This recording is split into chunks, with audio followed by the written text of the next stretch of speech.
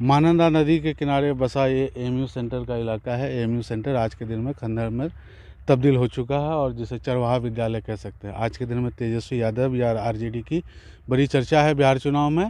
तो लालू प्रसाद यादव ने जब चरवाहा विद्यालय दिया था तभी उसी तरह की चर्चा हुई थी।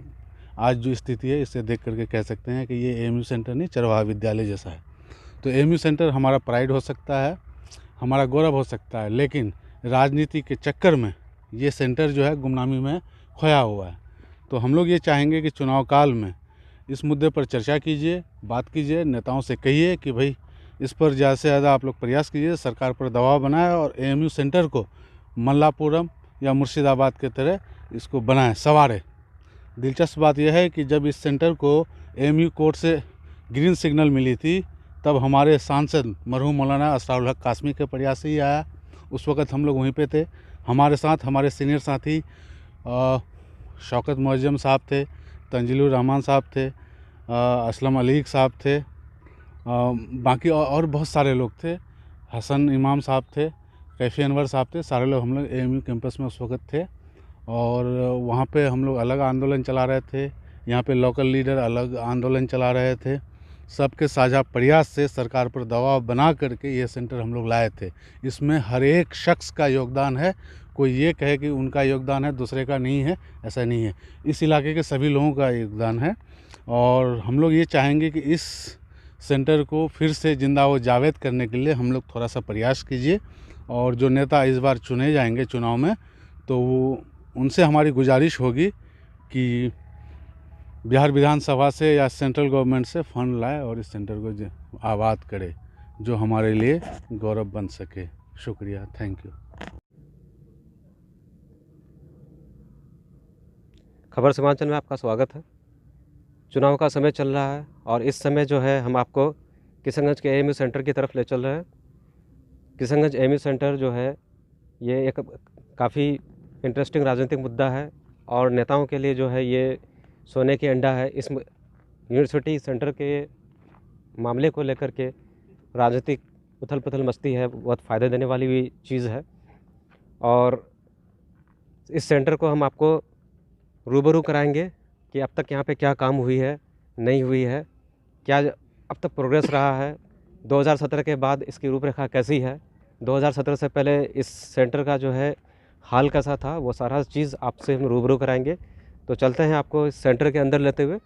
और सेंटर के अंदर आप जब देखेंगे तो आपको जो बदहाली जो नज़र आएगी, यानी भौगोलिक स्थिति जो आपको यहाँ पे नज़र आ रही है, तो उनमें जो है आप कुछ खामियां देखेंगे जो 2017 के बाद हुई है। और आप वीडियो में देख सकते हैं कि अभी क्या हाल है, एएमयू सेंटर का क्या प्रोग्रेस है और इस बार एएमयू किशनगंज सेंटर का जो है क्या ये रहेगा, मतलब नेताओं के लिए ये एएमयू सेंटर किशनगंज का क्या मतलब क्या स्टैंड रहेगा, ये आपको हम दिखाने की कोशिश करेंगे। और यहाँ पे कुछ स्थानीय लोग भी हैं, उनसे ही हम पूछताछ करेंगे। और आप तस्वीरों में वीडियो में देख सकते हैं कि मौजूदा स्थिति क्या है। हाँ, एएमयू सेंटर का हाल देख के ऐसा लग रहा है जैसे ये चरवाहा विद्यालय बन चुका है और दूर तक देखने पर हमें कोई इंफ्रास्ट्रक्चरल डेवलपमेंट नहीं दिख पा रहा है और ऐसा प्रतीत हो रहा है कि यहाँ पे काम काफ़ी लंबे समय से रुकी हुई है। और मौजूदा ये है खान यूनिवर्सिटी बारे की बोलो बता। होना चाहिए, बनना चाहिए ना। हाँ। दिनों से नहीं बना तो क्या कहिएगा सरकार को? क्या कहेंगे, जो मतलब कहा नहीं इसको ध्यान देता है। आप क्या कहिएगा? हम भी वही कह रहे हैं कि अब इसलिए 10-11 साल से बन रहा है, नहीं बनता है, सरकार ध्यान नहीं दे रहा है, पैसा नहीं दे रहा तो कैसे बनेगा है? पैसा का नहीं देगा तो कैसे बनेगा? बनना चाहिए, होना चाहिए। पब्लिक का सब रुझान है कि बनना चाहिए, होना चाहिए। तो इस बार जो चुनाव में जाएंगे आप, चकला के लोग हैं, तो क्या मुद्दा रहेगा चुनाव में? ये कौन मुद्दा रहेगा? अब चुनाव में आप देखिए कौन 3 आदमी लड़ रहा है, 10 आदमी 11 आदमी है, लेकिन आज जोरदार 3 आदमी का है। इसमें पब्लिक अभी का पता नहीं लगता है कि कौन किसको वोट देगा नहीं देगा, लेकिन फिर भी एएमयू सेंटर मुद्दा रहेगा नहीं रहेगा, जरूर रहेगा। अच्छा, आसपास के इलाके के बारे में बताइए। इधर उधर कौन सा इलाका? उधर और इधर बारोमसिया भी पड़ता है, उसका चरिया पड़ता है, नदी महानंदा है, इसी का साथ में महानंदा है जुड़ा हुआ, उसके बाद चढ़िया, बाड़ो मसिया, चकंदरा, मुजावाड़ी घाट, चकला घाट सब शामिल है इसमें। ये बन जाता तो कितना फायदा होगा? नहीं, फ़ायदा होगा, सबको फ़ायदा होगा। अब आपको मैं एमयू सेंटर किशनगंज की जो भौगोलिक स्थिति दिखा रहा हूँ।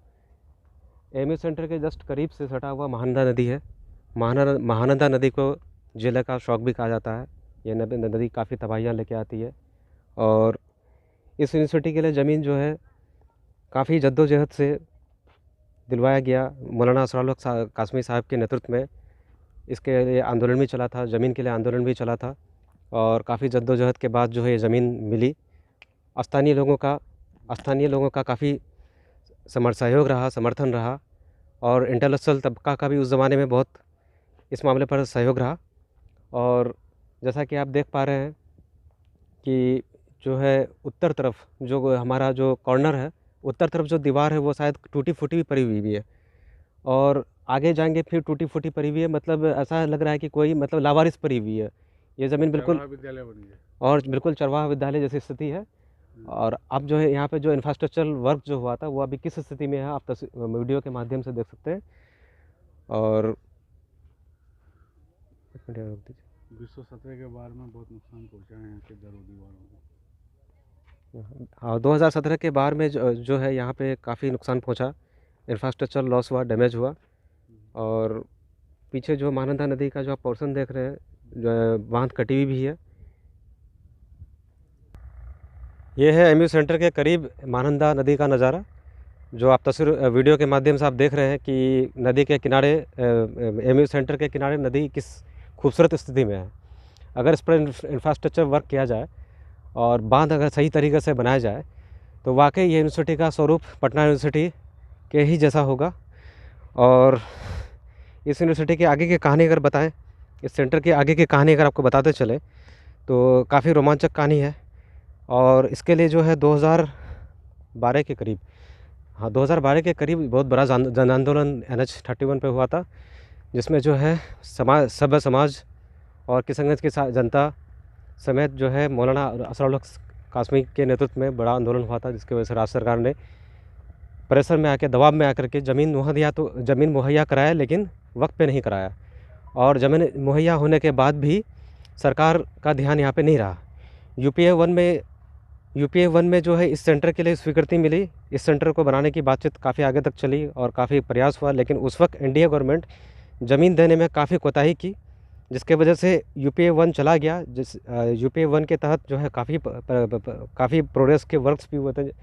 अगर उस पर गौर किया जाए तो शायद उस दौरान अगर ज़मीनें मिल जाती यूपीए 1 के दौरान तो ये काम लगभग पूरा शुरू हो चुका होता या ख़त्म होने के कगार पे होता है। अब बात करते हैं यूपीए 2 के बारे में।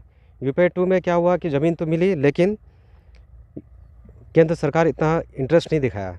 और उसके बाद जब 2014 में जो नरेंद्र मोदी सरकार बनी तो उसके बाद से लेकर अब तक यहाँ पे किसी तरह का कोई कार्य या फिर डेवलपमेंटल वर्क या इंफ्रास्ट्रक्चर वर्क नहीं देखा गया है। तो कुल मिला के कह सकते हैं कि इन 6 सालों में एनडीए सरकार का यहाँ पे, चाहे केंद्र की बात हो या राज्य सरकार की बात हो, यहाँ पे किसी तरह का अटेंशन नहीं दिया गया। और अब चुनाव का समय है, तो इस दौरान हम इस मामले को आपसे साझा करेंगे कि क्या वोट की राजनीति में या मुद्दों की राजनीति में ये मामला अभी भी है या नहीं है। और फिर से आपको मैं बता दे रहा हूँ कि हालात ऐसी हो चुकी है कि चरवाहा विद्यालय से ही बदतर है। और आप इस साइड यानी महानंदा के दक्षिण साइड देखेंगे तो हालात देख सकते हैं कि कटाव बिल्कुल, जो बांध बनाई गई है वो बिल्कुल डैमेज हो चुका है। तो कुल मिला के ये स्थिति है।